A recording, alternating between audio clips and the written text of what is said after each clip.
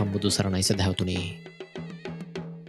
තෘෂ්ණාව හේතු කොටගෙන සත්වයා සසර සැරිසරන බවත්, තෘෂ්ණාව සසර දුක පිණිසම පවතින බවත්, තෘෂ්ණාව නිරෝධය භව නිරෝධයට හේතු වන බවත් සම්බුදු දහම අපට පෙන්වා දෙනවා.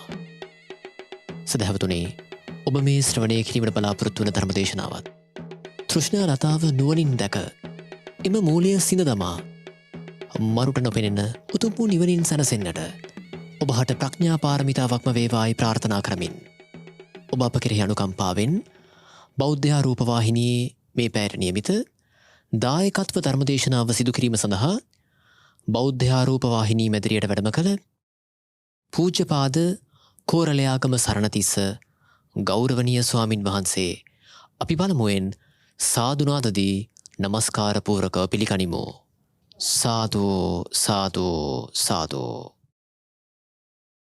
මෙම ධර්ම දේශනාව සඳහා සදැහැති දායකත්වය ලබා දෙනවා මාකොළ සභාව පාර පදිංචි සමන්ත දේශප්‍රිය බටකොඩ මහතා සහ අචිනි රන්දිමා විජේරත්න මහත්මිය. සමන්තා චක්කවාලේසු අත්‍රා ගච්ඡන්තු දේවතා සද්ධම්මං මුනි රාජස්ස සුනන්තු සග්ග මොක්ඛදං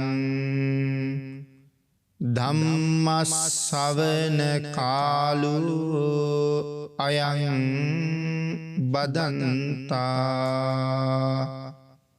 ධම්මස්සවන කාලෝ අයං බදන්තා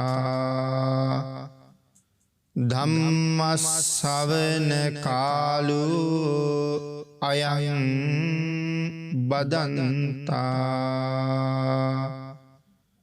නමෝ තස්ස භගවතු අරහතු සබ්බ ධම්මේසු අප්පටිහත ඥානචාරස්ස දස බලධරස්ස චතු වේසාරජ්‍ය විසරදස්ස සබ්බ සත්තුත්තමස්ස ධම්මිස්ස රස්ස ධම්ම රාජස්ස ධම්මස්සාමිස්ස තථාගතස්ස සබ්බඤුනෝ සම්මා සම්බුද්දස්ස.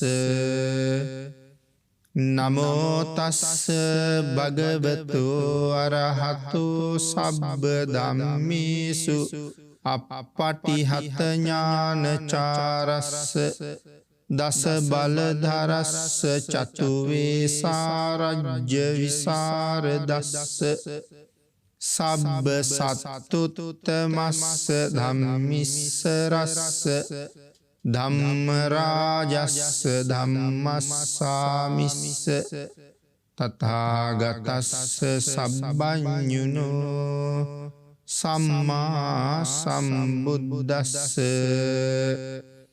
නමෝ තස්ස භගවතු අරහතු සබ්බ ධම්මේසු අප්පටිහත ඥානචාරස්ස දස බලධරස්ස චතු වේසාරජ්‍ය විසරදස්ස සබ්බ සත්තුත්තමස්ස ධම්මිස්ස රස්ස ධම්ම රාජස්ස ධම්මස්සාමිස්ස තථාගතස්ස සබ්බඤුනෝ සම්මා සම්බුද්දස්ස. සද්ධර්ම ශ්‍රාවක කාරුණික ගුණගරුක බෞද්ධ පින්නතුනි, බොහෝම ශ්‍රද්ධාවෙන් යුක්තව සියලු දෙනාම සූදානම් වෙන්නේ තිලෝගුරු ශාන්තිනායක සම්මා සම්බුදුරජාණන් වහන්සේ විසින් ලෝක සත්වයන් පිළිබඳව අසීමිත දයාවෙන් කරුණාවෙන් මෛත්‍රියෙන් යුක්තව අවබෝධ කරගෙන දේශනා කොට වදාළ පරම ගම්බීර වූ ශ්‍රී සද්ධර්ම රත්නයෙන් අබමල් රේණුවකටත් වඩා අඩු බොහෝම පුංචි කොටසක් දේශනා කරවගෙන ධර්ම ගෞරවය පෙරදරි කරගෙන දේශනාගත ධර්මයේ ශ්‍රවණය කරන්නත් ධර්ම ශ්‍රවණය කිරීමෙන් ලැබෙන අවවාද අනුශාසනා තම තමන්ගේ ජීවිතවලට එකතු කරගෙන වඩාත් නිවැරදි මෙලව ජීවිතයක් සකස් කරගන්නත් ඒ තුලින් සුගතිගාමී වූ පරලොව ආයති භවයකින් සැනසෙන්නත් අවසානයේ ප්‍රාර්ථනා කරන බෝධියෙන් සැප සහිත ප්‍රතිපදාවෙන් ඊටාම ඉක්මන් භවයක උතුම් චතුරාර්ය සත්‍ය ධර්මය අවබෝධ කරගෙන මේ සංසාරයෙන් වහවහ ඈතර වීමේ බලාපොරොත්තුවත් ඇතුවයි. ඒ උතුම් බලාපොරොත්තු ප්‍රාර්ථනා ධර්ම දානානිසංසයත් ධර්ම ශ්‍රවණානිසංසයත් කියන මේ මහා පුණ්‍ය සම්භාරයන්ගේ ආනුභාවයෙන් එලෙසින්ම සමෘද්ධමත් වේවා කියලා ප්‍රාර්ථනා කරනවා. පින්නතුනි අද ධර්මදේශනාවේ මාතෘකාව හැටියට මම යොදා ගන්න කල්පනා කළේ ධම්මපද පාළියේ භාග්‍යතුන් වහන්සේ දේශනා කොට වදාළ උතුම් ගාථා රත්නයක්. මේ ගාථා රත්නය ධම්මපද පාළියේ තමයි සඳහන් වෙලා තියෙන්නේ. යේ රාග රත්තානු පතන්ති සෝතං සයං කතං මක්කට කෝව ජාලා ඒතම්පි චෙත්වාන වජන්ති ධීරා අනපෙක්කිනෝ සබ්බ දුක්ඛං පහාය. අපේ භාග්‍යතුන් වහන්සේ රජගහනුවර වේළුවනාරාමේදී තමයි මේ ගාථා රත්නය දේශනා කොට වදාළේ බිම්බිසාර මහරජුරුවන්ගේ අග්‍රමහීෂිකාවට. බිම්බිසාර මහරජුරුව කියලා කියන්නේ ලෞතර බුද්ධත්වයේ ලබන්නත් කලින් මහබෝසතාණන් වහන්සේට ඊටාම ශ්‍රද්ධාවක් මහත් ගෞරවයක් තිබිච්ච රජ කෙනෙක්. අපි පින්නතුන් අහලා තියෙනවා දන්නවා. ගිහිගේ අබිනිෂ්ක්‍රමණය කරලා දවස් 7ක් අනුපියාඹ වනේ වැඩ ඉඳලා රජගහනුවරට තමයි පිණ්ඩපාතෙ වෙඩියේ. එදා තමයි බිම්බිසාර රජුරුවන්ගේ පළවෙනි දර්ශනයේ බෝසතාණන් වහන්සේගේ. ඉතින් මේ පළමු දර්ශනයෙන් බිම්බිසාර මහරජුරුව තමන්ගේ මුළු රාජ්‍යම පූජා කරන්න කටයුතු කළා. නමුත් මහ බෝසතාණන් වහන්සේ නොබෝ දවසකින් ලැබෙන්න තියෙන චක්‍රවර්ති රාජ්‍ය අතහැරලා යන්නේ ලෞතර බුද්ධ රාජ්‍ය හොයාගෙන බව සිහිපත් කරලා රජුරුවන්ගේ ඉල්ලීම ප්‍රතික්ෂේප කරලා තමන් වහන්සේගේ අභිමතාර්ථයේ සමෘද්ධමත් කරගන්න සූදානම් වෙනකොට රජුරුව ඉල්ලීමක් කළා ස්වාමීනි කුමරුනි ඔබ වහන්සේ බලාපොරොත්තු වෙන්නේ උතුම් බුද්ධ රාජ්‍ය ලබා ගත්තට පස්සේ ඉස්සරලාම මගේ රාජ්‍යයට වඩින්න කියලා. ඉතින් ඒ වගේ බුදු වෙන්නත් කලින්ම පුදුමාකාර පැහැදීමක් බෝසතාණන් වහන්සේ ගැන පවා තිබිච්ච රජ කෙනෙක් තමයි බිම්බිසාර රජුරුව. රජුරුවන්ගේ ආරාධනාවට අනුව ලෞතර බුද්ධත්වයේ ලබාගෙන අපේ බුදුරජාණන් වහන්සේ රජගහනුවරට වැඩියා. භාග්‍යතුන් වහන්සේගෙන් ධර්ම ශ්‍රවණය කරලා බිම්බිසාර මහරජුරුව අති උතුම් සෝවාන් ආර්ය මාර්ගඵලයක් ලැබුවා.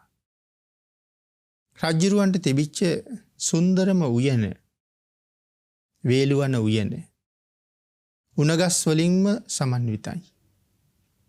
ඊටාම නිහඬයි බොහෝම සිසිලයි භාවනා යෝගීන්ටම ගැලපෙන තැන. බුදුරජාණන් වහන්සේ වෙනුවෙන් ඒ උයන රජුරුව පූජා කරලා මනරම් ආරාමයකුත් හදලා භාග්‍යතුන් වහන්සේට පූජා කළා. වේළුවන උයනේ හදපු නිසා වේළුවන ආරාමය කියලා පස්සේ කාලේ හැඳින්වුවා. ඉතින් මේ ආරාමේ වැඩ ඉන්න දවසකම තමයි මේ ගාථා රත්නින් අග්‍රමහීෂිකාවට ධර්ම දේශනා කළේ. කේමා දේවිය කියලා කියන්නේ සසර පිරූ පාරමිතා සම්පූර්ණ කරපු කෙනෙක්. පියුමතුරා ලෞතර බුදුරජාණන් වහන්සේ ළඟ පාරමිතා පූර්ණේ කළා 80 මහා ශ්‍රාවිකාවක් බවට පත් වෙන්නේ. ඒ පාරමිතා අපේ බුද්ධාන්තරයනකොට සම්පූර්ණ වෙලයි තියෙන්නේ. නමුත් තමන්ට තිබුණේ බොහෝම ලස්සන රූපයක්. තාමත්ම ලස්සනයි. මනුස්ස රූපය ඉක්මවන තරම් ලස්සන රූපයක් තිබුණා. ඉතින් ඒ රූපය පිළිබඳව ලොකු ඇලීමකුත් තිබුණා. තමන්ගේ රුව පිළිබඳව. පස්සේ කාලේ අහන්න ලැබිලා තිබුණ බුදුරජාණන් වහන්සේ රූපයට නිග්‍රහ කරනවා කියලා. ඉතින් භාග්‍යතුන් වහන්සේ කවදාවත් රූපයට නිග්‍රහ කරන්නේ නැහැ. නමුත් ඉතින් තමන් දැනගත්ත ක්‍රමේ තමයි රූපයට නිග්‍රහ කරනවා කියන කාරණාව. ඉතින් ඒ නිසා බුදුරජාණන් වහන්සේ දකින්න යන්නේ ලොකු මැලිකමක් දක්වනවා තමන්ගේ රූපය පහත් කොට සලකයි කියලා. ඒත් බිම්බිසාර රජුරෝ කියලා කියන්නේ මහා කල්යාණ මිත්‍ර ස්වාමි පුරුෂයෙක්. බිම්බිසාර රජුරවන්ට කොහොම හරි අවශ්‍ය වෙලා තිබුණේ තමන් සතර අපායෙන් මිදුණා වගේම තමන් එක්ක එකට මේ ගමන යන තමන්ගේ දේවියත් මේ සතර අපායෙන් කොහොම හරි මුදවන්න. ඉතින් ඒ නිසා නොයෙක් අවස්ථාවන් වල උත්සාහ කළා විවිධ උපාය මාර්ග පාවිච්චි කරමින් ඇය බුදුරජාණන් වහන්සේ ළඟට යොමු කරන්නේ. නොහැකි වෙච්ච නිසා රජුරෝ තවත් උපායක් අනුගමනය කළා. මේ බොහෝම ලස්සනට පරිසරයේ සුන්දරත්වයේ වර්ණනා කරන්න දක්ෂ අය කැඳවලා වේලුවන උයනේ අසිරිය ගීතවලට නගලා නගරයේ තැන් තැන්වල ඒ ගීත ගායනා කෙරෙව්වා. ඉතින් ඒ හඬ රජමාලිගාවටත් නිතර ඇහෙනවා. ඉතින් මෙහෙම දවසක් දෙකක් යනකොට කේමා දේවිය තමන්ගේ සේවිකාවන්ගෙන් අහනවා මේ තරම් ලස්සනයි කියලා වර්ණනා කරන්නේ මේ කොහෙ තියෙන උයනක්ද කියලා. ඒ වෙලාවේ වුන් සඳහන් කළා මහ දේවිය ඒක අනුන්ගේ උයනක් නෙමෙයි ඔබතුමියගේම උයනයි. ඒ වේලුවන උයන ගැන තමයි මේ වර්ණනා කරන්නේ. ඇය වේලුවන උයනට ඕන තරම් ගිහිල්ලා තියෙනවා. නමුත් මේ වර්ණනා කරන තරම් සුන්දරත්වයක් ඇය නොදැක්ක නිසා ඇයට ආපහු සැරයක් හිතෙනවා වේලුවන උයන බලන්න යන්න ඕන කියලා. තමන්ගේ පිරිසත් එක්ක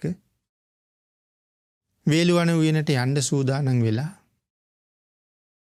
වේලුවන උයනේ ප්‍රධාන දොරටුවෙන් ඇතුල් වෙනකොට අපේ බුදුරජාණන් වහන්සේ එවලේ රැස් වෙලා හිටපු පිරිසට ධර්ම දේශනා කරන වෙලාව. ඉතින් ඇය අද පැමිණෙන බව භාග්‍යතුන් වහන්සේ හොඳ ආකාරවම දන්නවා. ඉතින් හරියටම ඇතුල් වෙනකොටම භාග්‍යතුන් වහන්සේ වැඩ ඉන්නවා දැක්කා. කේමාවගේ තියෙන මේ තෘෂ්ණාව බිඳලා දාන්න භාග්‍යතුන් වහන්සේ යම් උපායක් පාවිච්චි කළා. ඒ තමයි ඊටාම ලස්සන 16 අවුරුදු වයසේ වගේ තරුණ කාන්තාවකගේ රූපයක් මවලා ඒ තරුණ කාන්තාව භාග්‍යතුන් වහන්සේට පවන් සලනවා වගේ භාග්‍යතුන් වහන්සේ අදිෂ්ඨාන කරලා තිබුණා. එතකොට මේ රුව පේන්නේ බුදුරජාණන් වහන්සේටත් කේමාවටත් විතරයි. මොකද මෙතන හැබෑම පුද්ගලයෙක් නෑ. රූපාවචර ධානයෙන් මවාපාපු රූපයක් තමයි එතන තියෙන්නේ. නමුත් ඒ රුව දැක්ක ගමන් කේමා එතනම නතර වුණා. ප්‍රධාන හේතුව තමයි කේමවත් කවදාවත් දැකලා නැති පුදුමාකාර ලස්සනක්. කේමටම හිතෙනවා මගේ රූපයත් එක්ක සංසන්දනය කරනකොට මගේ රූපය ඇගේ රූපයෙන් 12 කලාවෙන් එක කලාවක් තරම්වත් වටින්නේ නැහැ කියලා. තමන් සම්බන්ධයෙන් තියෙන මානෙ ටික ටික බිඳිලා යනවා මටත් වඩා ලස්සන අය ඉන්නවා කියලා. ඇය කොයිතරම් ඒ රූපයට බැඳුනද කියනවනම් ඇය දැස් අහකට ගන්නෙම නැතුව අර තරුණිය දිහාම බලාගෙන ඉන්නවා. ඉතින් භාග්‍යතුන් වහන්සේ ඊට පස්සේ අදිෂ්ඨාන කළා ක්‍රමක්‍රමයෙන් ඇයගේ රූපය ජරා ජීර්ණ ස්වභාවයට පත් වෙන බව කේමට පෙන්වන්න. 16 අවුරුදු වගේ වයසේ පෙනුමක් තිබිච්ච ඒ තරුණිය දැන් 18 අවුරුදු වයසේ වගේ 20 වයසේ වගේ 22 වෙනි 23 වෙනි වයසේ වගේ ක්‍රමක්‍රමයෙන් මුහුකුරා ගියපු රූපයක් බවට පෙන්වමින් ඊට පස්සේ එක දරුවෙක් බිහි කරපු කාන්තාවක් යම් ස්වභාවයකද ඒ වගේ ස්වභාවයක් පෙන්වුම් කළා. දරුවෝ 3 දෙනෙක් බිහි කරපු කාන්තාවක් කොයි වගේද? එහෙම පෙන්වුම් කරලා මැදිවියේ කාන්තාවක් යම්සේද. ක්‍රමක්‍රමයෙන් ඇය අවුරුදු 50 60 70 80 වයසට ගියපු ජරා ජීර්ණ වෙච්ච මැහැලි රුවක් බවට පත් වෙනකම්ම භාග්‍යතුන් වහන්සේ අදිෂ්ඨාන කළා කේම තාමත් බලාගෙන ඉන්නවා. දැන් කෙස් පැහිලා, ඇස් වල ගැහිලා, කම්මුල් වල ගැහිලා, ඇඟ රැලි වැටිලා, දත් හැලිලා, කොන්ද මදක් ඉදිරියට නැමිලා, තනියම වාරුවෙන් ඉන්න බැරි හැරමිටි වාරුවක් දරාගත්ත ඊටාම වයෝවෘද්ධ කාන්තාවගේ ස්වරූපයෙන් දැන් ඇය පෙනී හිටිනවා. තව ටික වෙලාවක් යනකොට ඇය මහ පොළොව මත ඇද වැටිලා මරණයටපත් වෙනවා. කේම තාමත් බලාගෙන ඉන්නවා. ඊට පස්සෙත් අදිෂ්ඨාන කළා මරණයෙන් එක දවසක් ගත වෙච්ච රූපයක්. මරණයෙන් දවස් 2ක් ගත වෙච්ච ඉදිමිච්ච පුපුරන්න ආසන්න වෙච්ච රූපයක්. තවත් දවසක් යනකොට නිල් වෙලා පුපුරලා ඕජාව වැగిරෙන මලකඳ. ඇට කෑලි ටික විතරක් සුණු විසුණු වෙලා යනකම් භාග්‍යතුන් වහන්සේ අදිෂ්ඨාන කළා. කේමයි තෙක්ම බලාගෙන හිටියා. ආන් ඒ වෙලාවේ අපේ බුදුරජාණන් වහන්සේ මේ කේමාවට කතා කළා. කතා කරලා කියනවා කේමයිනි ඔය රූපය ඊ타ත්ම නිසරුයි. අද පවතින රූපය කොහොමටත් හෙට පවතින්නේ නැහැ. හෙට පවතින රූපය ඊළඟ දවසට කොහොමවත්ම යන්නේ නැහැ. දවසින් දවස සත්වයා ජරා ජීර්ණ ස්වභාවයට තමයි පත් වෙන්නේ. ඒ නිසා මේ රුවේ කිසිම හරයක් නැහැ කියන කාරණාව භාග්‍යතුන් වහන්සේ දේශනා කරලා මේ ශාරීරියේ යථා ස්වභාවයත් කේමට පැහැදිලි කරලා දුන්නා. ඇටකෝටු 300කින් විතර නිමයි වුණ ශරීරයක්. ඇටකෝටු 300 නහරවැල් 900කින් විතර බැඳිලා. මෙතන නහරවැල් කියලා කියන්නේ කණ්ඩරාවලට. අර අපි ලේ ගමන් කරන නහරවල් කියන දේවල් ගැන නෙමෙයි මේ සඳහන් කරන්නේ. අර චතුරංග සමන්නාගත වීරිය අධිෂ්ඨාන කරනකොට මගේ ශරීරයේ ලේත් මසුත් වියලී යතොත් වියලී ඒවා ඇටත් නහරත් ඉතුරු වෙතොත් ඉතුරු වේවා කියලානේ සඳහන් කරන්නේ. එතකොට අපිට සාමාන්‍ය හිතෙනවා මේ ලේත් මසුත් වේලිලා ගියහම කොහොමද නහරවල් ඉතුරු වෙන්නේ කියලා. එතකොට මෙතන මේ නහාරු කියලා පාලියෙන් සඳහන් කරන්නේ මේ කණ්ඩරා කියන විශේෂයට. අපේ මාංශයම බද්ධ කරගත්ත කණ්ඩරා කියලා ඉතා ශක්තිමත් කොටසක් තියෙනවා. දැන් ඔය ඇටකෝටුවකින් මස් කැවැල්ලක් ගලවන්න ගියහම එහෙම සමහරලාට බොහෝම වෙහෙසෙන්න සිද්ධ වෙනවා. සමහරට කෙනෙකුට දතකින් හපලා අතකිනුත් අල්ලා අදින්න සිද්ධ වෙනවා ගැලවෙන්න. ඒත් අපහසුයි. ඒ මේ කණ්ඩරා නිසා. ඇටකෝටුව තදින් අල්ලගෙන ඉන්නේ මේ කණ්ඩරා නිසා. මස් දිය වෙලා වේලිලා ගිහලා අන්තිමටම ශරීරයෙන් පහ වෙන කොටසක් දිය වෙන කොටසක් ඔය කණ්ඩරා කියන කොටස්. හරි ශක්තිමත්. එතකොට මෙතන නහරවැල් කියලා සඳහන් කරලා තියෙන මේ කණ්ඩරාවල් වලට. ඇටකෝටු 300ක් මේ නහරවැල් වලින් මනාව හිර වෙලා තද වෙලා ඒ මතින් හැම ඇටකෝටුවක්ම වැහෙන්න මස් ලියලා තියෙනවා. අපේ ශරීරයෙන් ඒක අපි හොඳටම දන්නවා. ඇඟිලි ටික කියලා කියන්නේ ඇටකෝටු කෑලි 10ක්. ඒ හැම ඇටකෝටු කෑල්ලක්ම වැහිලා මාංශයක් ලියලා තියෙනවා. ඇතුලේ කුහරයක් තියෙනවා. නමුත් මේ මාංශ ගොඩට එහි මෙහි ඇවිදින්න බැරි නිසා ඇවිද්දොත් සත්තුන්ගෙන් සිව්පාවන්ගෙන් හරියට කරදර පෙමිනෙනවා. ඒ අය මස් කඩාගෙන කන්න එන නිසා.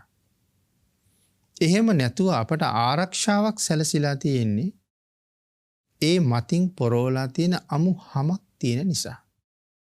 මාංශයේ වහගත්ත හමක් තියෙනවා. ඒක විවිධ පාටයි. සමහර අයට අපි කියන සුදු අය කියලා. සමහර අයට කියනවා රතු අය කියලා. දැන් ලංකාව වගේ ජීවත් වෙන අයට නම් කියන්නේ මේ තලෙලලු හමක් තියෙන අය කියලා. කළු හමක් තියෙන අයත් ඉන්නවා. ඉතින් මේ හැමේ තමයි මේ පැහැය තියෙන්නේ. එතකොට අපි කෙනෙක් දිහා බලලා ඒ කෙනාට ඇලෙනවා නම් බැඳෙනවා නම් ඇලෙන්නේ බැඳෙන්නෙත් මේ හැමේ වර්ණයත් පදනම් කරගෙනමයි. නමුත් ඊට ඊටාම පොඩි ප්‍රමාණයකට යටින් තියෙන්නේ අර මාංශය. පුද්ගලයාගේ ශරීරය පිළිකුල් සහගතයි කියලා භාග්‍යතුන් වහන්සේ මෙතන කේමාවට පැහැදිලි කරනවා. නමුත් බැලූ බැල්මට අපිට එහෙම බවක් පේන්නේ නැහැ. කෙනෙකුගේ අතක් අරගෙන ස්පර්ශ කරන්න කෙනෙකුට කැමැත්තක් උපදින්න පුළුවන්. කෙනෙකුගේ මුහුණ ශරීරයේ ස්පර්ශ කරන්නත් කැමැත්තක් උපදිනවා. නමුත් ඒ පුද්ගලයාගේම මුහුණේ හෝ අති තුවාලයක් තිබුණොත් ඒ තුවාලයේ ස්පර්ශ කරන්න අපිට කොහොමත් කැමැත්තක් ඇති වෙන්නේ නැහැ. ඒ සම්බන්ධයෙන් තියෙන පිළිකුල් සහගත බව. එතකොට මේ මතු පිටින් තියෙන හැමට ටිකක් යටින් තියෙන්නේ ඒ තුවාලය හා සමානම මාංශ ගොඩක්.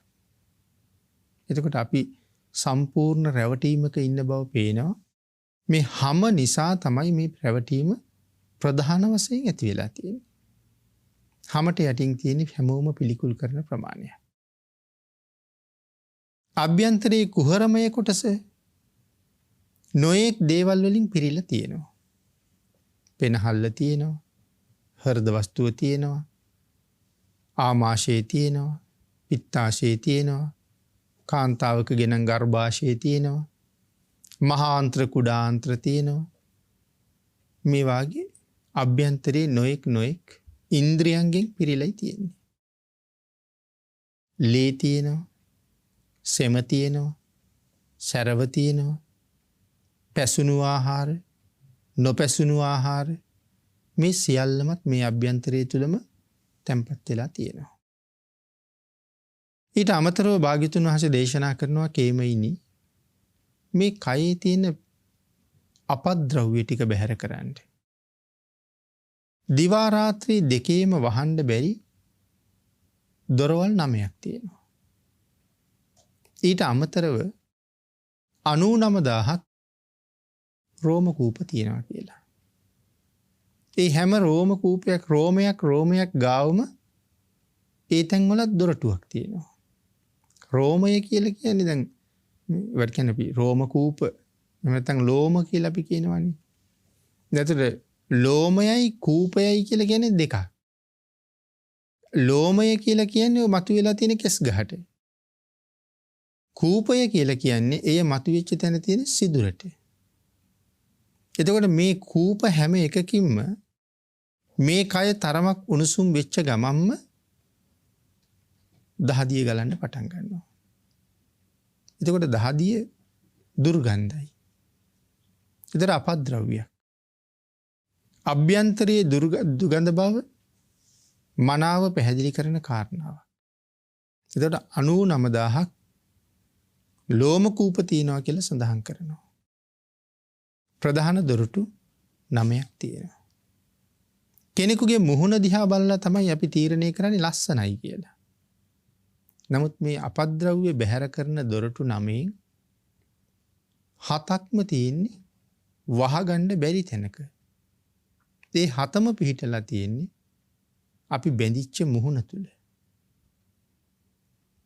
කන් සිදුරු 2යි. ඇස් කෙරවල් 2යි. නාස් සිදුරු 2යි. අපේ මුඛයයි. මේ ඉන්ද්‍රියන් 7න් විටින් විට ටික අපද්‍රව්‍ය බැහැර කරනවා. ටික වෙලාවක් ගත වෙනකොට යම් ප්‍රමාණයක් එකතු වෙනවා. ඇස් අගින් බැහැර කළත් අප්‍රසන්න පෙනුමක් සහිත සුදු පාට පිටි වගේ ඇස් අගින් බැහැර වෙනවා. තරමක් වෙලාවක් ගියහම බාහිර වාතයයි උණුසුමයි එක්ක කළු පාට ගුලියක් වගේ එතන එකතු වෙනවා. නමුත් දකින්න කෙනෙකුට ඒක ඊටාම අප්‍රසන්න ස්වභාවයක්. ඒ නිසා අපි නිතර නිතර රෙදි කැබැල්ලක්වත් තියාගෙන ඇස් කෙරවල් පිහින එක අපේ සාමාන්‍ය සිරිතයි. කන් වලින් ගලන දේවල් නිතර බාහිරින් පෙනුනේ නැති වුණාට ඇතුළට ගලලා ඇතුළෙම එකතු වෙලා ශරීර උෂ්ණත්වය නිසා වියලිලාම යනවා. පස්සේ කාලෙක අපි කලාඳුරු කියලා හාරලා අයින් කරලා දානවා. ඒ තත්ත්වයේ උත්සන්න වුණොත් කන් වලින් කිරි වැහෙනවා වගේ බාහිරටම ගලාගෙන එන ස්වභාවයලුත් සමහර වෙලාවට තියෙනවා. නාස් සිදුරු වලිනුත් එහෙමයි. ඉතින් මේ දොරටු හතෙන්ම මේ බැහැරට එවන්නේ ඇතුලේ තියෙන අපද්‍රව්‍ය. කම්හලක් වගේ ඇතුළ ක්‍රියාත්මකයි. ඒ තුලින් තියෙන බහිශ්‍රාවීය ද්‍රව්‍ය මේ තුලින් බැහැර කරනවා. හැබැයි සියල්ලම පිළිකුල් සහගතයි. නැවත එළියට ආපුවම සෝදලා පිරිසිදු කරලා පරිහරණයට ගන්න පුළුවන් දේවල් මොකවත්ම නැහැ. මල මූත්‍ර පහ කරන දොරවල් දෙකක් තියෙනවා. ඒත් එක්ක තමයි දොරටු 9ක් බවට පත් වෙලා තියෙන්නේ. ඒ කාරණාව පැහැදිලි කරලා භාග්‍යතුන් වහන්සේ දේශනා කරනවා. කේමයිනි මේක තමයි කයේ ස්වභාවය. හරියට නිකන් අසූචි පුරවපු කලගෙඩියක් වගේ. අපද්‍රව්‍යම පිළිකුල් සහගත දුගඳ හමන දේවල්ම තමයි පිරෙලා තියෙන්නේ. කේමයිනි බොහොම සාරවත් කියලා හිතලා ඇලිලා බැඳිලා සිටින පුද්ගලයා යම් යම් තැන ගමන් කරනවාද? හරියට නිකන් ඇවිදින වැසිකිළියක් වගේ. ඇවිදින කැසිකිළියක් වගේ. මලත් මූත්‍රාත් දරාගෙනම තමයි අපි හැමෝම හැමතැනම යන්නේ.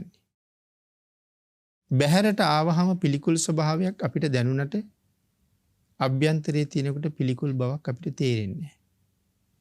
නමුත් බැහැරට ඇවිල්ලා පිළිකුල් සහිත දේම තමයි අපි යන තැන හැමතැනම අරගෙන යන්නේ. ඒ නිසා ඇවිදින වැසිකිළියක් වගේ ඇවිදින කැසිකිළියක් වගේ කරුණු පැහැදිලි කර කර භාග්‍යතුන් වහන්සේ මේ කයේ තියෙන નિසරු නිස්සාර පිළිකුල් සහිත බව මනාව පැහැදිලි කරලා දේශනාව කරනකොට කේමා බිසව අති උතුම් සෝවාන් ආර්ය මාර්ග ඵලය ලබා ගත්තා. નિසරු රූපය ගැන මනවින්ම වැටහුණා. අපට වැටහෙනවට වඩා 100,000 ගුණයකින් ඒ નિසරු බව කේමා දේවියට වැටහෙනවා. මොකද මහා කල්ප ලක්ෂයක් අප්‍රමාණ කුසල පාරමිතාවන් පූර්ණේ කරලා ඉන්න කෙනෙක්. ඒ නිසා භාග්‍යතුන් වහන්සේගේ වචනේ මනවින්ම අවබෝධ වෙනවා. මේ කරුණු ටික පැහැදිලි කරලා අපේ භාග්‍යතුන් වහන්සේ දේශනා කරනවා කේමයිනි කයේ ස්වභාවය මේකයි. නමුත් මේ කය නිසා මිනිස්සු කොයිතරම් ජීවිත අනතුරේ දාගන්නවද මේ යථාර්ථය දකින්නේ නැති හින්දා. භාග්‍යතුන් වහන්සේ අහන ප්‍රශ්නේ තමයි අඥාන පුද්ගලයාගේ පරම පැතුම මෙවන් වූ කහල් ගොඩක්ද කියලා. වෙනතන බලන්න දැන් මේ රූපයක් නිසා තමන් ඇලුන බැඳුන කෙනෙක් නිසා අපි ජීවත් වෙන සමාජي කී දෙනෙක් ගහ ගන්නවද? කී දෙනෙක් අතපය කඩා ගන්නවද? කී දෙනෙක් මරා ගන්නවද? කී දෙනෙක් තමන්ගේ ජීවිතේ තමන්ම නැති කර ගන්නවද? ධර්ම කාරණාව හරියට වැටහෙනවනම් ධර්මයට ජීවිතේ ලං කරගෙන තිබුණනම් ශරීරයේ හැබෑ ස්වභාවය අවබෝධ කරගෙන හිටියනම් දුර්ලභ වූ මනුස්ස ජීවිතයක් ලබලා මෙවන් වූ පිළිකුල් කයක් වෙනුවෙන් මගේ ජීවිතේ විනාශ කරගන්නේ මොන හේතුවක් නිසාද කියන ප්‍රඥාව පහළ වෙනවා. නමුත් කුඩා අවදියේ ඉඳලා ධර්මයෙන් ඈත් වෙච්ච නිසා ධර්මයේ ජීවිතයට ලං කරලා දුන්නෙත් නැති නිසා ළඟා උනේත් නැති නිසා හදිසි තීරණයක් ගන්නෙ එක්ක තමන් මැරෙන්න නැත්තම් අනිත් පුජ්‍යලයා මරලා දාන්න. භාග්‍යතුන් වහන්සේ අහපු මේ ප්‍රශ්නය ඥානවන්තයන්ට ජීවිතයට හරි වටිනවා. කේමයිනි අඥානයාගේ පරම පැතුම මේ කහල් ගොඩද කියලා භාග්‍යතුන් වහන්සේ සඳහන් කරන්නේ. ඒ කාරණාවල් ප්‍රකාශ කරලා තමයි අපි මාතෘකා කරගත්ත ගාථා රත්නයේ බුදුරජාණන් වහන්සේ දේශනා කොට වදාළේ. යේ රාග රත්තානු පතන්ති සෝතං සයං කතං මක්කට කෝව ජාලං. කේමයිනි රාගයෙන් රත්වෙච්ච, ද්වේෂයෙන් දූෂිත වෙච්ච, මෝහයෙන් මුලාවෙච්ච අඥාන පුද්ගලයා මේ තෘෂ්ණාව නැමැති සාගරයේ නිරන්තරයෙන් ගැලිලා ජීවත් වෙන්නේ. ඔහුට පුළුවන්කමක් නැහැ මේ තෘෂ්ණාවෙන් ගොඩට එන්න. කොයි වගේද? සයං කතං මක්කටකෝව ජාලං. මෙතන මක්කටක කියලා කියන්නේ මකුළුවාට. මකුළුවා දැලක් හදන බව අපි දන්නවා. බොහෝ තැන්වල මකුළුව බැඳපු දැල් ඔය එලි මහනේ අපි තියෙන දකින්නවනේ. ඉතින් මොකටද මෙයා මේ දැලක් හදාගන්නේ? ඒක තමයි එයාගේ ජීවත් වීමේ රටාව. දැලක් හදලා ඒ මකුළුවා දැලේ මැද්දට වෙලා ඉන්නවා. පළඟැටියෝ, තව නොයෙක් කුඩා කුඩා කෘමි සත්තු වරින් වර ඇවිල්ලා මේ දැලේ වැදෙනවා. වැදුනහම ඒ අයට යන්න බෑ. පැටලෙනවා. සතෙක් තමන්ගේ දැලේ පැටලිච්ච ගමම්ම මකුළුවා වහාම එතෙන්ට යනවා. එතෙන්ට ගිහිල්ලා තව ටිකක් අර සතා වෙලනවා. වෙලලා ඔහුට කොහොමවත් ගැලවිලා යන්න බැරි තත්වයකට පත් කරලා ඒ මකුළුවාගේ සාරය උරාගෙන බොනවා. ඒ සතාගේ සාරය බොනවා. බීලා මකුළුවා නැවත යනවා දැලේ මැද තමන් හිටපු තැනට. තවත් සතෙක් ඇවිල්ලා බැදුනහම වහාම එතෙන්ට යනවා. ඒ සතත් ආහාරයට අරගෙන මකුළුවා ආපහු සැරයක් හිටපු තැනට යනවා. එතකොට මකුළු දැලක් දැක්කහම ඉතා විශාල කෘමිසත්තු ප්‍රමාණයක් ඒ දැලේ පැටලිලා මැරිලා දිරලා ඉන්න බව අපිට දකින්න තියෙනවා. නමුත් තාමත් මකුළුවා දැලේ ඉන්නවා. එතකොට දැන් මකුළුවාගේ ජීවිතයේ තියෙන්නේ මේ ප්‍රමාණය තුල. භාග්‍යතුන් වහන්සේ මේ දේශනා කරන්නේ මේ තෘෂ්ණාවෙන් බරිත වෙච්ච පුජ්‍යලයාගේ ජීවිතෙත් මේ වගේ එතනින් ඔබට ජීවිතයක් ඔහුට නැහැ. මෙතන තෘෂ්ණාවෙන් බරිත පුජ්‍යලයා කියලා සඳහන් කරන්න පින්නතින් අපි හැමෝටම තමයි.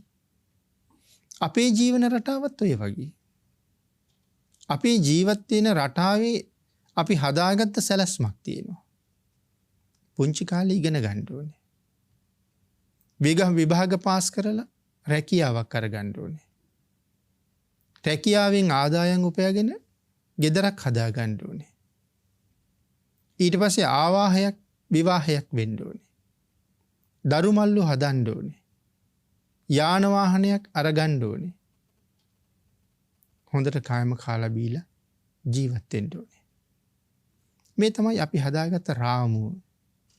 දැන් මේ රාමුව ඇතුලේ අපේ ජීවිතේ අපි පවත්වාගෙන යනවා. ඉගෙන කියාගෙන, රැකී රක්ෂා අරගෙන, ගෙවල් දොරවල් හදාගෙන දැන් එතන ඉඳලා මේ ජීවන ගමන පටන් අරගෙන උදේට නැගිටලා කෙනෙක් රැකියාවට පිටත් වෙලා යනවා. තව කෙනෙක් ව්‍යාපාරික ස්ථානයට පිටත් වෙලා යනවා. තව කෙනෙක් හේනට කුඹරට පිටත් වෙලා යනවා. මේ විදිහට තම තමන්ගේ ජීවන උපාය සිද්ධ කරන නොයෙක් ක්‍රමවේදයන් හොයාගෙන ඒ උදේට ගෙදරින් පිටත් වෙලා යනවා.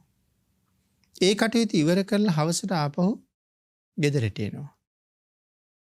පහෝදා උදේට කරන්නේ ආපහු සැරයක් නැගිටලා කෑමෙහිකුත් බැඳගෙන ආයෙ සැරයක් පිටත් වෙලා යනවා. ඉගෙන ගන්න දරුවත් උදේට නැගිටලා පාසලට යනවා. හවස් වෙලා ආපහු ගෙදර එනවා. පාසලේ කටයුතු ටිකක් මොනවා හරි කරනවා. නිදා ගන්නවා. පහෝදා නැගිටලා ආයෙ පාසල් යනවා. ඉතින් මේක නෙමෙයිද අපේ රාමුව. මේ රාමුවෙන් එහාට යන්න උත්සාහ කරන අය බොහෝම කලාතුරකින් තමයි හම්බ වෙන්නේ. ඒ අතරේ අපි මේ වාගේ මොනවා හරි පින්කම් ටික උත් කරනවා.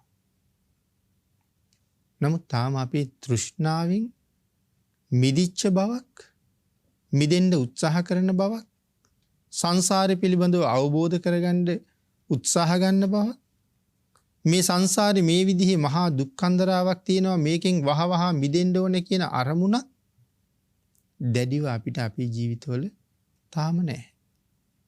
අපි දන්නවා සසර දුකයි කියලා ඕන තරම් අපි අහලා තියෙනවා. ඒ සංසාරේ මෙන්න මේ විදිහට භයානකයි කියලා අහලා තියෙනවා. අද මිනිස්සෙක් හැටියට ජීවත් වෙන කෙනා හෙට දවසේ මැරිලා ඉහෙඳ මැස්සෙක් වෙන්නත් පුළුවන්. මහ පොළොවේ ඉන්න පණුවෙක් වෙන්නත් පුළුවන්. ඊටාම පිළිකුල් සහගත තවත් ජීවිතයක් තියෙන කෙනෙක් වෙන්නත් පුළුවන්. අලියෙක් කොටියෙක් වෙන්නත් පුළුවන්. ප්‍රේතෙක් අසුරයෙක් වෙන්නත් පුළුවන්, නිරිසතෙක් වෙන්නත් පුළුවන්. ඔය කාරණාව අපි අහලා තියෙනවා. සංසාරේ බොහොම භයානකයි. මිනිස්සු මැරිලා මිනිස්සුම වෙලා ඉපදෙනවා කියන නීතියක් මේ න්‍යාය තුල නැහැ. දෙවියෙක් දිව්‍ය ලෝකෙන් චුත වෙලා ආපහු දෙවියෙක්ම වෙනවා කියන නීතියක් මේ න්‍යාය තුල නැහැ. දිව්‍ය ලෝකෙන් චිත වෙච්ච කෙනා තිරිසන් ලෝකේ ඉන්න තියෙන ඉඩකඩ ඊටාම වැඩි. නිරයක උපදින්න තියෙන ඉඩකඩ ඊටාම වැඩි. එහෙමනම් මෙන්න මේ ස්වභාවය ඉක්මවලා ඉහළට යන්න වීරිය වඩන්න ඕනේ කියන කාරණාව තමයි භාග්‍යතුන් වහන්සේ දේශනා කරන්නේ. නමුත් තෘෂ්ණාවෙන් බැඳුන සත්වයාට මෙතනින් මිදුනහම තියෙන සුවය පිළිබඳව ලොකු අවබෝධයක් නැහැ. අපිට සැපයි වාගේ තේරෙන්නේ මේක ඇතුළෙමයි. ඒ නිසානේ අර භාග්‍යතුන් වහන්සේට මාරයා එක සැරයක් ඇවිල්ලා ප්‍රකාශයක් කරනවා මේ භාග්‍යතුන් වහන්සේ හිතන දෙයක් මාරයා වැරදි විදිහට තමයි තේරුම් ගන්නේ. රජවරු තමන්ගේ රටවැසියන්ට බොහෝම තාඩන පීඩන කරනවා. ඉතින් භාග්‍යතුන් වහන්සේ කල්පනා කරනවා මේ තාඩන පීඩන නොකර රටවැසියා පාලනය කරන්න ක්‍රමයක් යොදාගත්තොත් කොච්චර වටිනවද කියලා. ඉතින් මාරයා කල්පනා කළා භාග්‍යතුන් වහන්සේගේ මේ සිතුවිල්ල දැකලා එහෙනම් දැන් බුදුරජාණන් වහන්සේ සූදානම් වෙන්නේ රට පාලනය කරන්න යන්න. ඒකට උනන්දු කරන්න ඕනේ කියලා මාරයාට හිතුණා. එහෙම හිතලා ඇවිල්ලා භාග්‍යතුන් වහන්සේට සඳහන් කරනවා ස්වාමීනි අදහස බොහොම හොඳයි. ඒ අදහස ක්‍රියාත්මක කරන එක ඊටාම වටිනවා. මේ ආදි වශයෙන් දැන් භාග්‍යතුන් වහන්සේව උනන්දු කරවන්න හදනවා රට පාලනය කරන්න. ඉතින් ඒ වෙලාවේ භාග්‍යතුන් වහන්සේ මාරයාට චෝදනා කරලා ධර්ම දේශනාවක් කළා. මාරයා අන්තිමට විලිලැජ්ජාවටපත් වෙනවා. ඉතින් මේ තෘෂ්ණාව ගැන සඳහන් කරලා භාග්‍යතුන් වහන්සේ දේශනා කරනවා. මාරයාගේ කතාවත් අරගෙන මිනිස්සුන්ගේ තණ්හාව නැතිකරන්න ධනෙන් නම් කවදාවත් බෑ. රත්තරන් පර්වතයක් ගෙනහිල්ලා මවලා දීලා රත්තරන් පර්වතයක් එයාට දීලා තවත් රත්තරන් පර්වතයක් දෙන්නම් කිව්වොත් කවදාවත් එපා කියන්නේ නැහැ. මට එපා ඕක මං වගේම නැති තව කෙනෙකුට දෙන්න කියලා කවදාවත් කියන්නේ නැහැ. රත්තරන් පර්වතම දෙකක් දුන්නත් ඒකත් ඔහු ගන්නවා. ඒ වගේ මේ ධනය කොයිතරම් දුන්නත් කවදාවත් ඇති කියන්නේ නැහැ. මොකද මේ තෘෂ්ණාවේ ස්වභාවය තමයි කවදාවත් ඇති වෙන්නේ කවදාවත් ඇති වෙන්නේ නැහැ. මොකද ඔහු ඉන්නේ ඒ ප්‍රමාණය තුලනේ. දැන් උදාහරණයකට සඳහන් කළොත් වතුරේ යට ගිහිල්ලා ඉන්න කෙනෙක්. ඔහුට පේන්නේ වතුර යට තියෙන දේවල්නේ. තනකොළ තියෙනවා. පතුලේ තැම්පත් වෙච්ච කොළ රොඩු තියෙනවා. මඩ තියෙනවා. මත්ස්‍යෝ ආදි සත්තු ඉන්නවා. මේ දේවල් ටික තමයි මේ වතුරේ ගිලිච්ච කෙනාට පේන්නේ. නමුත් ගිලිලා ඉන්න කෙනාට තේරෙන්නේ නැහැ මේ වතුරෙන් උඩට මතු වුණාට පස්සේ කොයිතරම් ලස්සන පරිසරයක් තියෙනවද කියලා. මේකෙන් ගැලවිලා උඩට ආවට පස්සේ කොයිතරම් සුවයක් තියෙනවද කියලා. ඒක දන්නේ වතුරෙන් උඩට මතුවෙච්ච කෙනා. ලෞතර බුදුවරු මේ තෘෂ්ණාව නැති කරලා සම්මා සම්බුද්ධත්වයේ ලැබලා භාග්‍යතුන් වහන්සේ තමන් වහන්සේ හඳුන්වලා දුන්නේ මඩේම හටගෙන මඩයි දියයි ඇසුරු කරගෙනම වැඩිලා වතුරෙන් උඩට ඇවිල්ලා ඒ වතුරෙම ස්පර්ශ නොවි නමුත් ඒ ජලයෙන්ම පෝෂණය ලැබලා ලෝකයට සුවඳ හමන නෙළුමක් වගේ කියලා. නමුත් ජලයෙන් උඩට ඇවිල්ලා ඉන්නේ. තෘෂ්ණාව මත තැවරෙන්නේ නැහැ. ජලය කියලා එතන හැඳින්වුවේ ඒ තෘෂ්ණාව. එහි තැවරෙන්නේ නැහැ. නමුත් තෘෂ්ණාවෙන් පිරිච්ච සමාජයෙන්ම තමයි භාග්‍යතුන් වහන්සේත් පෝෂණය වෙන්නේ. මේ ස්වභාවයත් එක්කමයි. නමුත් දැන් අර උඩට ආපු මල කොයිතරම් සුන්දරද කොයිතරම් සුවඳද කී දෙනෙක් කැමතිද ඒ වගේ වතුරෙන් උඩට මතුවෙච්ච කෙනාට තියෙන සුවය වතුර යට ඉන්න කෙනාට තේරෙන්නේ නැහැ වගේ මේ තෘෂ්ණාවෙන් මිදිලා ඉහළට ආපු කෙනෙකුට තියෙන සැපය මේ තෘෂ්ණාව තුල ගැලිලා ඉන්න කෙනෙකුට තේරෙන්නේ නැහැ. නිබ්බාණං පරමං සුඛං කියන වචනේ භාග්‍යතුන් වහන්සේගේ ශ්‍රී මුඛයෙන්ම දේශනා කරලා තිබුණා. අපිට හිතෙන්නේ නිවනේ කොහෙද සැපයක් කියලා. නිවන කියන්නේ මොන වාගේ සැපයක්ද කියලා. ඒ නිසා මේ තියෙන සැප අතහැරලා ඒ උතුම් නිවන් සැපය හොයාගෙන යන්න වීරිය වඩන බව අපි තුලින් දකින්නේ නැහැ. අර තෘෂ්ණාව නිසා මුලින් සඳහන් කළා වගේ උදේ ඉඳලා රැය වෙනකන් කටයුතු ටික කරනවා ආපහු ගෙදරට එනවා. ඒ ආපුවම හරි වෙහෙසයි. මොනවා හරි තියෙන එකක් ආහාරයට අරගෙන සමහරවිට රූප වාහිනිය ගාව තව ටිකක් රස්තියාදු වෙලා අපි ඒ තැන්වලම ආපහු නිින්දට වැටෙනවා. පහුවදා උදේ නැගිටලා නැවත අර ගමන පිටත් වෙනවා. සමහර කෙනෙක් මාසයක් ගියාට බණක් අහලා නැහැ. අවුරුද්දක් ගත වෙලා ආපහු හෙట్లా කල්පනා කරුවොත් ගිය අවුරුද්දේ මං කී දවසක් සිල් ගත්තද කියලා. දවස් 365ක් ගෙවිලා ගිහිල්ලා. මං කී දවසක් සිල් ගත්තද? ඔය දවස් 365න් 15ක පොයවල් අපිට හම්බ වෙන්නේ 12යි. දවස් 365කට 15ක පොයවල් හම්බ වෙන්නේ 12යි. එතකොට මෙච්චර දවස් ගාණක් ගෙවලා 12 දවසක් සිල් ගත්තේ නැහැ කියලා හිතුවොත් හරියට හිතපු ප්‍රඥාවන්තයෙකුට ලැජ්ජ හිතෙනවා ජීවිතේ. ඒ දවස් 365කින් දවස් 12ක් මගේ ආධ්‍යාත්මය වෙනුවෙන් නැත්තම් මගේ මග වියදම් වෙනුවෙන් එහෙම නැත්තම් තමන් වෙනුවෙන් යුතුයකම සම්පූර්ණ කර ගැනීම වෙනුවෙන් සිල් ගන්න බැරි වුණා කියලා ආපහු අවුරුද්ද අවසානයේ කල්පනා කරනකොට මහ දුකක් දැනෙනවා. එතකොට මේ අවුරුද්දේ මම බණ කීයක් අහලා තියෙනවද? මේ අවුරුද්දේ මම කී දවසක් භාවනා කළාද? මේ අවුරුද්දට කී දවසක් මම බුදුන් වැඳලා තියෙනවද? මං කී දවසක් පන්සලට ගියාද? මං කී දවසක් මලු පෙත් මං ඇමදුවාද? බුද්ධාන්තරයක ලැබෙන උතුම් මනුස්ස ජීවිතය මොනතරම් වටිනවද කියන කාරණාව වචන වලින් කියන්න බැරි තරම්. මහ බෝසතාණන් වහන්සේ ගංගාරෝහණ පූජාව ඉවරුණාට පස්සේ භික්ෂුන් වහන්සේලා ඇහුවේ ස්වාමීනි මේ තරම් උත්තම උපහාරයක් මිනිස්සු නාගයෝ දෙවියෝ සියලු දෙනාම එකතු වෙලා භාග්‍යතුන් වහන්සේට කරන්න සංසාරේ කොයිතරම් පින් කරන්න ඇද්ද කියලා. නමුත් සඳහන් කළේ මහණෙනි මම කරගත්ත චූටි පින්කමක අතුරු ඵලයේ තමයි ওই විපාක දුන්නේ කියලා. ප්‍රධාන ඵලය නෙමෙයි නිස්සන්ද ඵලයයි විපාක දුන්නේ. එතකොට භාග්‍යතුන් වහන්සේ දේශනා කළා අනපෙක්ඛිනෝ සබ්බ දුක්ඛං පහය. ඥානවන්තයා අපේක්ෂා රහිතව සියලු දුක් වහවහ ප්‍රහාණය කරනවා. එතන මෙතන මොනවද මේ සබ්බ දුක්ඛ නැත්නම් සියලු දුක් කියලා සඳහන් කරලා තියෙන්නේ? ජාති දුක, ඉපදීම දුකයි. ඒ කාරණාව භාග්‍යතුන් වහන්සේ අභිධර්ම පිටකේ ඊටාම ගැඹුරින් පැහැදිලි කරලා තියෙනවා. ඉපදීම දුකයි කියන කාරණාව. පින්නතනේ ඒක විස්තර කරනකොට මේ ඉපදීම මාත්‍රේම දුකක් නෙමෙයි. නමුත් මාතෘ ගර්භයේ විඳින්න තියෙන දුකක් භාග්‍යතුන් වහන්සේ වෙනම පෙන්වුම් කරලා තියෙනවා. මේ ලෝකේ ඉපදුනාට පස්සේ අපි මූණ දෙන දුක් හන්දරාවල් රාශියක් තියෙනවා. ඒකත් එක්ක තමයි මේ ජාති දුක කියන්නේ. මේ ඉපදුනේ නැත්තම් ඒ එක දුකක්වත් නැහැ. ඉපදුන නිසානේ මේ සියලු දුක් තියෙන්නේ. ඉපදුනේ නැත්තම් එකක්වත් නැහැ.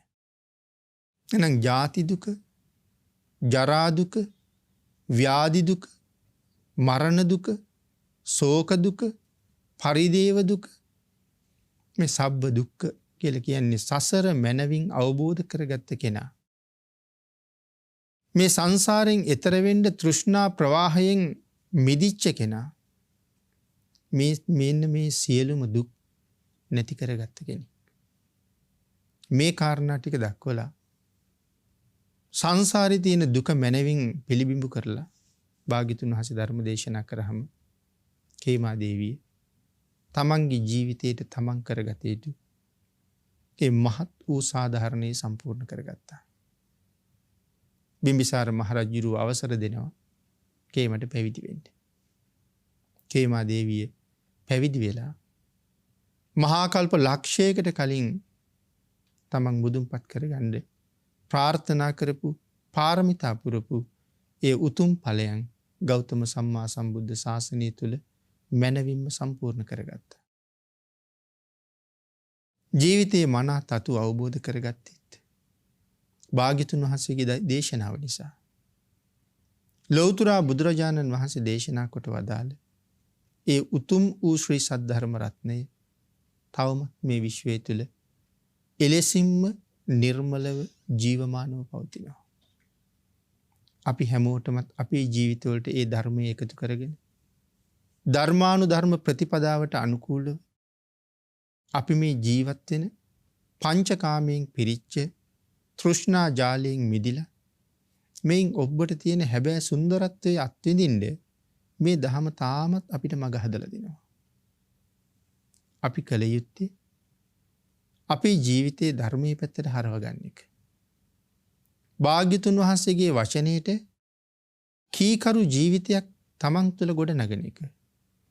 තවත් විදිහකට සඳහන් කළොත් බුදුරජාණන් වහන්සේට කීකරු වෙච්ච හැබෑම ශ්‍රාවකයෙක් බවට පත් වෙච්ච දවසට අපිට මේ තෘෂ්ණා ජාලයෙන් මිදිලා මේ සංසාරයෙන් ඈතර යන පාර මනාව විවෘත කරගන්න පුළුවන්. හැබැයි තෘෂ්ණාව තුල ගැලිලා ඉන්න තාක්කල් මිදීමේ මඟ අපට පේන්නේ නැහැ. ඒ නිසා ක්‍රමක්‍රමයෙන් තියෙන බැඳීම් පහ කරමින් කැලෑවක් පීරලා පාරක් හොයනවා වගේ නැත්නම් කැලෑවක් කපලා අයින් කරලා පාරක් හදනවා වගේ මේ තෘෂ්ණාව ක්‍රමක්‍රමයෙන් ඉවත් කරමින් සසරින් ඈතර යන මාර්ගය අපි විසින්ම පිළිබිඹු කරගන්න ඕනේ. එවන් උතුම් කාරණාවක් තුලින් සදාකාලික දුකින් නිදහස් වෙන ඒ උතුම් නිර්වාණ මාර්ගයේ විවෘත කරගෙන ඒ නිවන් මඟ තුල ගමන් කරන්න තුනුරුවන්ගේ ආශිර්වාදයෙන් සියලු දෙනාටම ශක්තිය, ධෛර්යය, වාග්ය, වාසනාව උදා වේවා කියලා ආශිර්වාද කරනවා.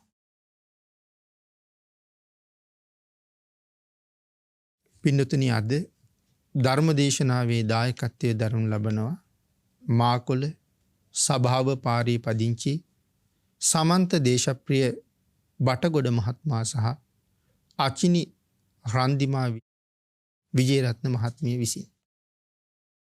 උතුම් අරමුණ හැටියට සිහිපත් කරනවා ජයමාන්න බටගොඩ පියාණන්ට ඒ වගේම දෙපාර්ශ්වයේම සංසාරගතව මියගිය සියලුම ඥාති මිත්‍රාදීන්ට මෙයින් රැස් කරගත්ත මේ සියලුම පුණ්‍ය ධර්මයන් අනුමෝදන් වේවා කියලා පුණ්‍ය අනුමෝදනා කරනවා. සෙත් ප්‍රාර්ථනා කරනවා ඥානදාස විජේරත්න පියාණන්ට, සුමිත්‍රා අයිරාංගනී මෑණියන්ට, විමලා බටගොඩ මෑණියන්ට, ඇමරිකාවේ පදිංචි අනුරාදී විජේරත්න සහ කැනඩාවේ පදිංචි නර්මදා විජේරත්න සහෝදරියන්ට තුනුරුවන්ගේ ආශිර්වාදය, නිදුක් නිරෝගී භාවයේ චිරජීවනයේ සැලසේවා කියලා ප්‍රාර්ථනා කරන අතර සියලුම සහෝදර පිරිසට සහ නෑදෑ හිත මිතුරන්ට රත්නත්‍රී ආශිර්වාදයේ ප්‍රාර්ථනා කරමින් දේශකයාණන් වහන්සේ ඇතුළු ධර්ම ශ්‍රවණය කළ සියලු දෙනාටමත් ඊටාම ඉක්මන් භවයක ඊ타මත්ම කෙටි කාලයකින් උතුම් නිර්වාණ අවබෝධය ලබා ගැනීම පිණිස මේ සියලු පුණ්‍ය ධර්මයන් උපකාර වේවා කියලා ප්‍රාර්ථනා කරනවා. පියාණන් ඇතුළු ඥාතීන්ට පුණ්‍ය අනුමෝදනා කරමින් සහෝදර පිරිස ඇතුළු ධර්ම ශ්‍රවණය කළ ලක්වැසි ලෝවැසි සියලු දෙනාටම ආශිර්වාද කරමින් පින් අනුමෝදන් කළ සමන්ත දේශප්‍රිය මහත්මයාටත් අචිනි රන්දිමා මහත්මියටත් පවුලට සම්බන්ධ අනික් සියලුම දෙනාටමත් උතුම් තුනුරුවන්ගේ ආශිර්වාදයෙන් මෙලව ජීවිතය යහපත් වේවා. පරලෝ ජීවිතයේ සුගතිගාමී වේවා. ඒ දෙපළත් පුණ්‍යානුමෝදනා කළ ආශිර්වාද කළ සියලු දෙනාටමත් ඊ타ම ඉක්මන් භවයක ඊ타මත්ම කෙටි කාලයකින් සැප සහිත ප්‍රතිපදාවකින් උතුම් චතුරාර්ය සත්‍ය ධර්මය අවබෝධ කරගෙන සසරින් එතර වීම සඳහා සියලු දෙනාටම මේ උතුම් සද්ධර්ම දානානිසංසයත් ශ්‍රවණානිසංසයත් හේතු වාසනා වේවා කියලා ප්‍රාර්ථනා කරනවා. ආකාසට්ඨා ච බුම්මට්ඨා දේවා නාග මහිද්దికා පුඤ්ඤන්තං අනුමෝදිත්වා චිරං රක්ඛන්තු ලෝක සාසනං දේවෝ වස්සතු කාලේන සස්්‍ය සම්පත්ති හේතුච පීතෝ භවතු ලෝකෝ ච රාජා භවතු ධම්මිකෝ.